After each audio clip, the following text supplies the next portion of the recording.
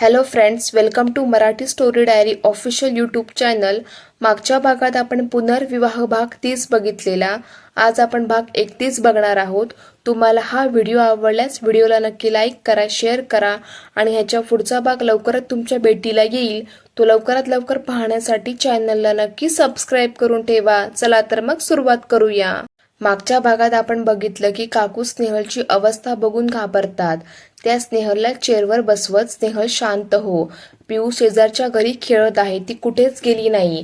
त्यावर स्नेहल पॅनिक होत काकूचे हात घट्ट पकडत, काकू काकू मी पिऊची आई आहे ना, सांगा ना, मी पिऊची आई आहे ना. त्यावर काकू तिची अवस्था बघून, हो ग बाळा, तूच तिची आई आहे, तू शांत हो बरं. हे असं पॅनिक होणं तुझ्या बाळासाठी ठीक नाही. तुला 7वा महिना सुरू आहे, काळजी घे तू. त्यावर बाजूच्या काकू काळजीने जवळ येत, स्नेहल शांत हो, अशा अवस्थेत असं वागू नये. ताई पाणी आणा बरं. काकू लगेच पाणी आणतात. पण स्नेहल जोरात हिसका देत तो ग्लास फेकून देत स्वतःचे केस घट्ट पकडून रडत रडत, माझी पिऊ मला आणून द्या, मला माझी पिऊ पाहिजे, माझी मुलगी माझ्यापासून कुणीच दूर नाही करू शकत. काकू आणि बाजूच्या काकू घामाघूम झालेल्या स्नेहलला बघून घाबरून जातात. त्यांना सुचत नाही काय करावं.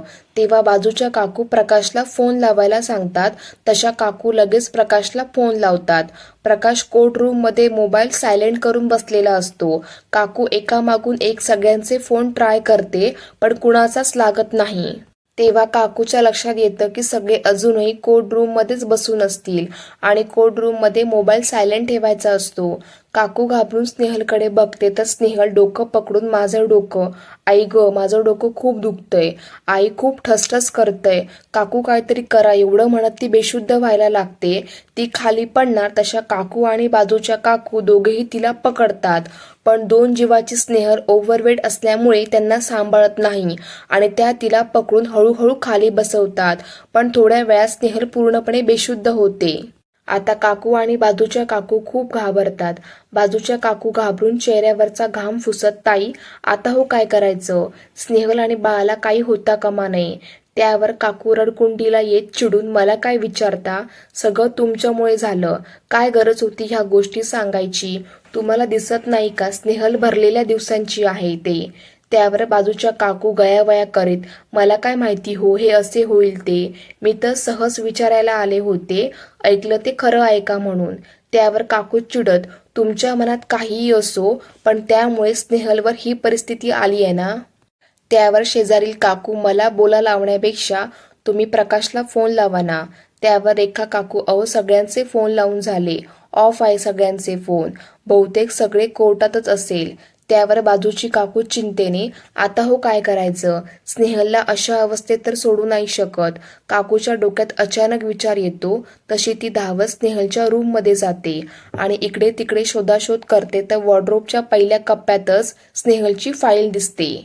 त्या घाईघाईने इकडे तिकडे पान उलटवत बघतात तर प्रिस्क्रिप्शनच्या पेजवर उजव्या बाजूला स्नेहलच्या डॉक्टरचा नंबर दिसतो. ते बघून काकूला हायसे वाटते. त्या लगेच त्या नंबरवर कॉल करतात आणि डॉक्टरला सगळी सिच्युएशन सांगतात.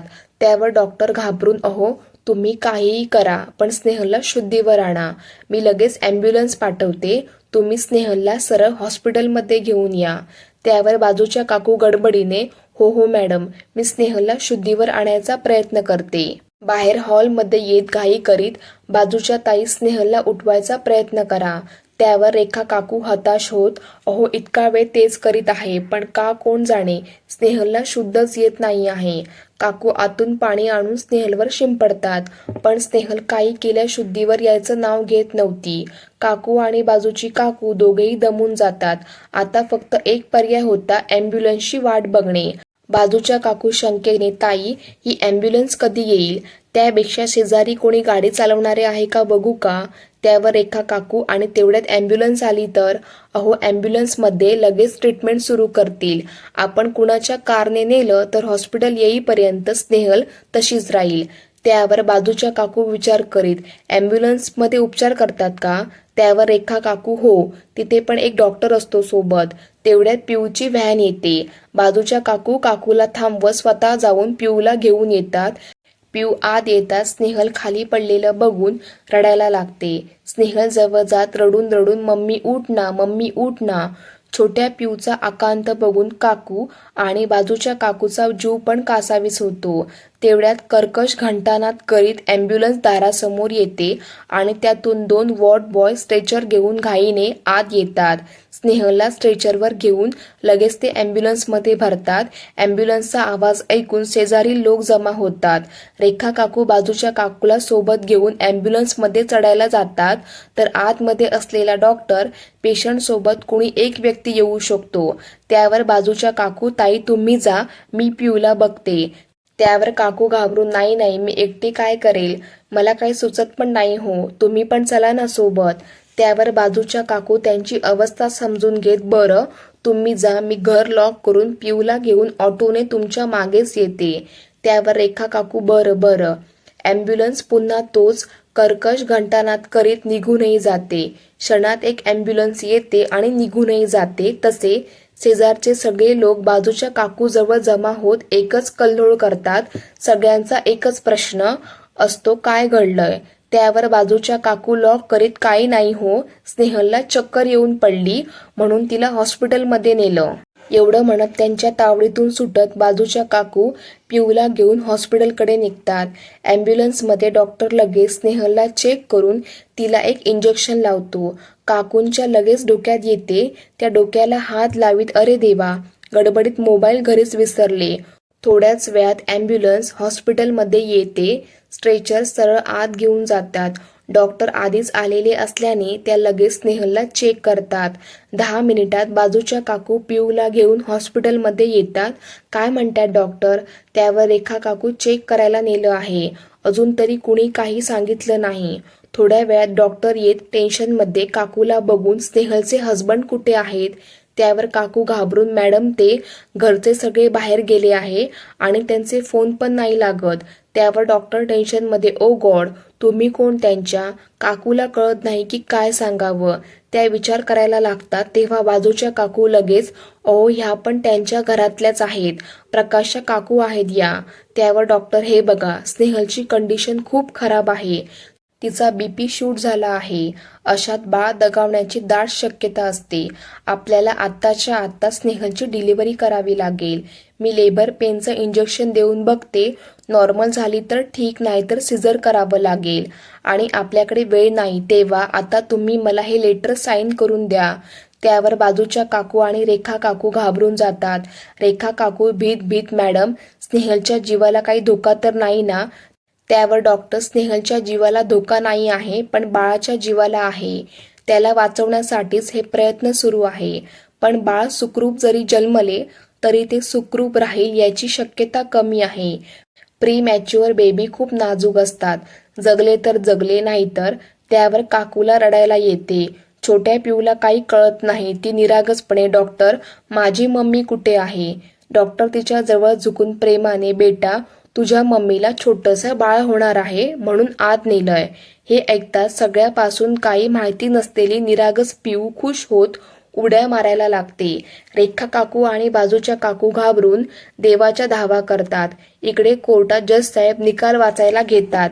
दोन्ही पक्षाचं मत ऐकल्यानंतर कोर्ट या निर्णयावर आलं आहे की मिस कोमलचं नाव ऐकताच प्रकाशची हार्टबीट जोरजोराने धडधडायला लागतात. घशाला कोरड पडल्यासारखं होतं. त्यावर जज साहेब, मिस कोमल यांना लक्झरी लाईफ पाहिजे होती, त्यासाठी त्यांनी आपल्या पतीला डिवोर्स दिला. पिऊ हिला मिस कोमलने जन्म दिला, पण 4 वर्षात त्या तिला एकदाही भेटल्या नाही. एका स्त्रीच्या अनेक इच्छा असू शकतात आणि त्या पूर्ण करण्याचा तिला पूर्ण अधिकार आहे. पण एक आईसाठी आपल्या मुलीशी एवढे दिवस दूर राहायचं कुठलंच कारण व्हॅलिड ठरू शकत नाही. जेव्हा एका बाळाला आईची गरज असते त्याच वेळी मिस कोमलने त्या बाळाला एकटं सोडलं. पिऊचा पहिल्या दिवसापासून सांभाळ हा तिचे वडील मिस्टर प्रकाश यांनी केला आहे. पिऊ एक 4 वर्षाची लहान मुलगी आहे आणि ती मिस कोमलला ओळखत सुद्धा नाही. अशा वेळी कोर्ट तिच्यासाठी अनोळखी असणाऱ्या व्यक्तीला तिची कस्टडी देऊ शकत नाही. ओव्हरऑल सगळं बघता पिऊची कस्टडी ही तिच्या वडिलांनाच म्हणजे मिस्टर प्रकाश यांना दिली जाते. पण मिस कोमल कशीही असली तरी ती पिऊची आई आहे. भूतकाळात केलेल्या चुकांमुळे तिचा आईचा अधिकार तिच्यापासून हिरावून घेऊ शकत नाही. तेव्हा कोर्ट मिस कोमलला महिन्यातून एकदा मिस्टर प्रकाशच्या परवानगीने आणि त्यांच्या उपस्थितीत पिऊला भेटायची परवानगी देतो. राहिला प्रश्न मिस कोमल यांच्या वकिलांनी ठेवलेल्या प्रस्तावाचा की मिस कोमलला मिस्टर प्रकाश यांनी आपल्या घरी राहण्यास परवानगी द्यावी, तर हे अशक्य आहे. यामुळे मिस्टर प्रकाशच्या वैवाहिक आयुष्यात वादळ येऊ शकतं किंवा धोका निर्माण होऊ शकतो. त्यामुळे कोर्ट हा प्रस्ताव नामंजूर करतो. मिस कोमल यांनी स्वतःच्या मर्जीने मिस्टर प्रकाश यांच्याशी 4 वर्षा अगोदर डिवोर्स घेतला. तेव्हा मिस कोमलने स्वतःच्या राहण्याची वा इतर गरजांची पूर्तता स्वतः करावी. जज साहेब आपला निकाल ऐकून निघून जातात. प्रकाश आणि त्यांच्या फॅमिलीला कोर्टाचा फैसला ऐकून अत्यंत आनंद होतो. प्रकाशला तर असं वाटतं तिथेच आनंदाने नाचावं की काय, पण आपल्या भावना कंट्रोल करीत ते कोर्ट रूमच्या बाहेर येतात. प्रीती बॅगमधून मोबाईल काढीत मीना आत्ता वहिनीला फोन करून ही बातमी देते. ती पण खूप खुश होईल ना. त्यावर प्राजक्ताताई हो ग, तिचाच विश्वास जिंकला. आम्हा सगळ्यांना भीती वाटत होती, पण तिला खात्री होती की पिऊ तिला सोडून कुठेही जाणार नाही. प्रकाश लगेच प्रीतीच्या हातचा फोन हिसकावून घेत नाही, तिला फोन करून नाही सांगायचंय, मला तिला समोरासमोर सांगायचं आहे आणि तिच्या एक्सप्रेशन बघायचे आहेत. त्यावर प्रीती आपला फोन पुन्हा बॅगमध्ये टाकीत बरं बाबा. त्यावर गणेश अरे आता सगळे इथेच थांबणार आहात की घरी जायचं आहे. त्यावर प्रकाश उत्साहात हो जाऊ, पण त्याआधी काहीतरी गोड घेऊ, स्नेहलच्या आवडीचं घेऊ, एवढा आनंदाचा दिवस सेलिब्रेशन तो बनत आहे. त्यावर प्राजक्ताताई त्याआधी जाता जाता रस्त्यावर जे महादेवाचं मंदिर पडतं तिथे जाऊन डोकं टेकू. त्याच्याच कृपेने तर निकाल आपल्या बाजूने लागला. सगळे एक सुरात हो हो अगदी बरोबर आहे, देवाला धन्यवाद देणे तर बनते. इकडे कोमल चरफडत कोर्ट रूमच्या बाहेर येत मनात देवाला, जजला, वकिलाला वाटेल तेवढे शिव्यांची लाखोळी वाहून झालेली होती. पण करणार काय, हातात काहीच उरलं नव्हतं. त्यामुळे हात चोळत तसंच बाहेर पडावं लागलं. आज रिझल्ट असल्यामुळे कोमलची मैत्रीण दीपिका कोर्टात आली होती, पण बाहेरच थांबून कोमलची वाट बघत होती. कोमल बाहेर येताच तिला हाक मारीत दीपिका तिला आपल्या जवळ बोलावते. दीपिकाला बघून कोमलला खूप बरे वाटते. जसा जज साहेबांनी निकाल घोषित केला तसे प्रकाश आणि त्याचे सगळे नातेवाईक खुश झाले. बाहेर येऊन जल्लोष करू लागले. त्यांचा आनंद चेहऱ्यावरून ओसांडून वाहत होता. आणि कोमल मात्र एकटीच होती. जिंकली असती तरी एकटी आणि हरली तरी एकटी. त्यामुळे दीपिकाला बघताच तिला गलबलून आलं. दीपिकाला लगेच तिने कडकडून मिठी मारली. त्यावर दीपिका काळजीने क्या हुआ कोमल, केस तू ही जीती ना.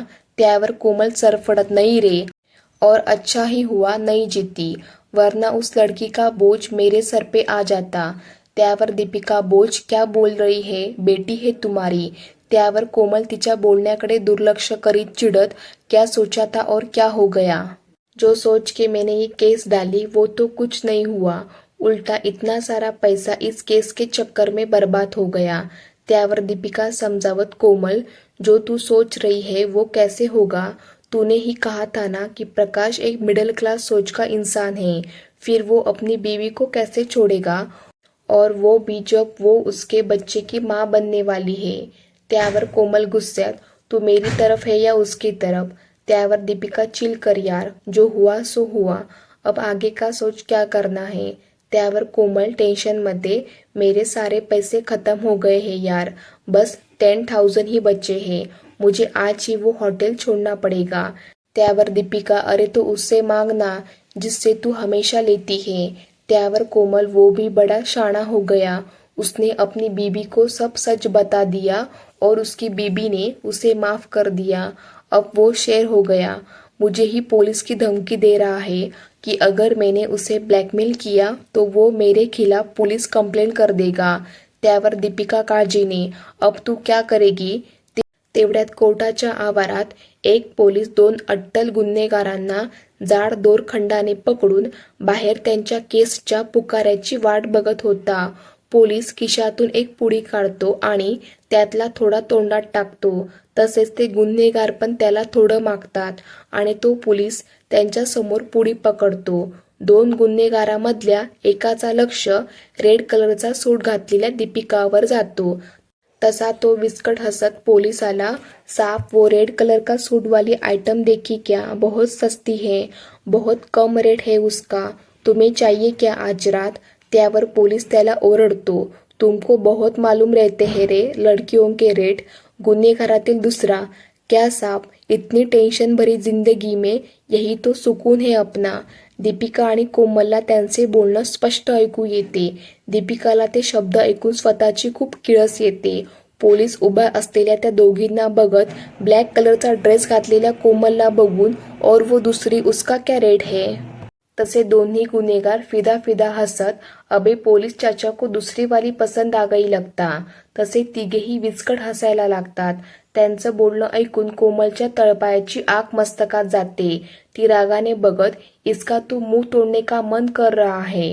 दीपिका लगेच तिला तिथून घेऊन बाहेर जाते आणि एका झाडाजवळ उभे राहत, गुस्सा तो मुझे भी आता है, लेकिन अपनी औकात ही वही है, हम कुछ कह नहीं सकते उसको।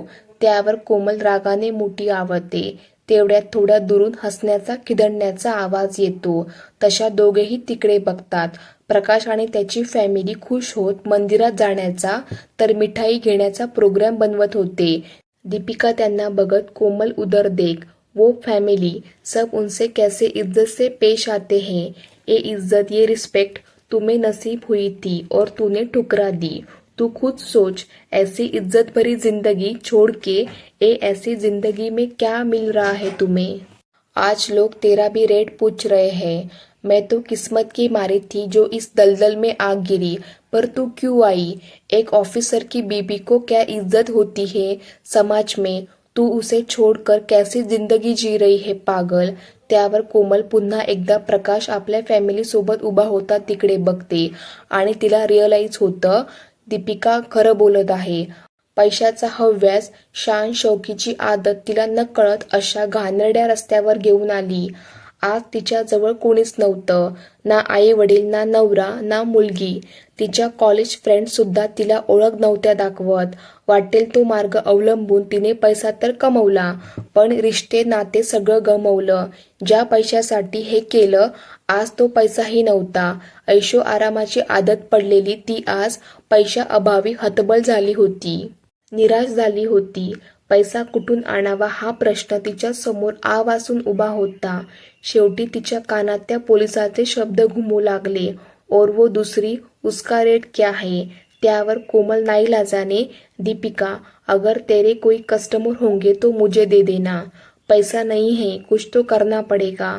दीपिका कोमलची कंडिशन समजून, कोमल तू आज के आज बॉम्बे जा, वहाँ यहाँ से ज्यादा बहुत मालदार कस्टमर मिलेंगे। कोमल हताशपणे खाली मान घालीत, आज ही चेकआउट करती हूँ। चला फ्रेंड्स, आजच्या पुरतं एवढंच। ह्याच्या आधीचे भाग जर तुम्ही बघितला नसाल तर त्याची लिंक मी डिस्क्रिप्शन बॉक्समध्ये टाकत आहे, त्याच्यावर क्लिक करून ते तुम्ही नक्की बघून घ्या। आणि हो, भाग कसा वाटला ते कमेंट करून नक्की सांगा आणि चॅनलला नक्की सबस्क्राईब करून जावा, जेणेकरून पुढच्या व्हिडिओसाठी मला प्रोत्साहन मिळेल।